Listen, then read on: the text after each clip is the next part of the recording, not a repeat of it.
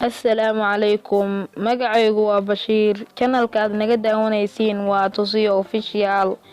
Maanta waxaan rabaa inaan asxaabtayda ku xiran channelka xaggaan uga sheego inaan channelka ku soo kordhiyay barnaamij cusub oo la magac baxay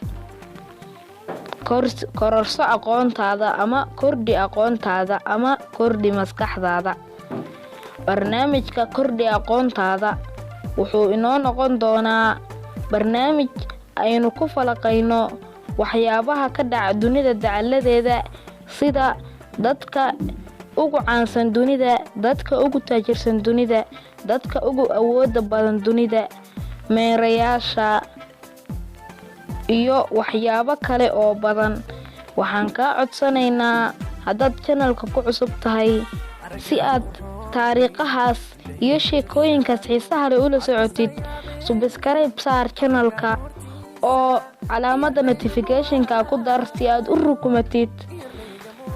Waxaan kaa codsanaynaa inaad channelka calaamada notification-ka taabatid si ay kuu soo gaaraan taariikhaha aad iyo aadka u xiisaha badan ee aynu tixanaha uga dhigi doono channelka hadda aad naga daawanaysiin ee Tusiyo Official, oo aynu marka hore soo dhigi jirnay sida heeso lyrics ah, riwaayado, ciyaaro iyo cashiro kala duwan.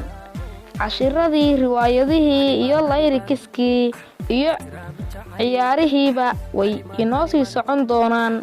Waxaynu maalin gaar ah u yeeli doonaa barnaamijka kordhi aqoontaada. Waxaynu soo go'aamin doonaa waqtigaas. Wassalaamu calaykum waraxmatullaahi tacaala wabarakaatuh.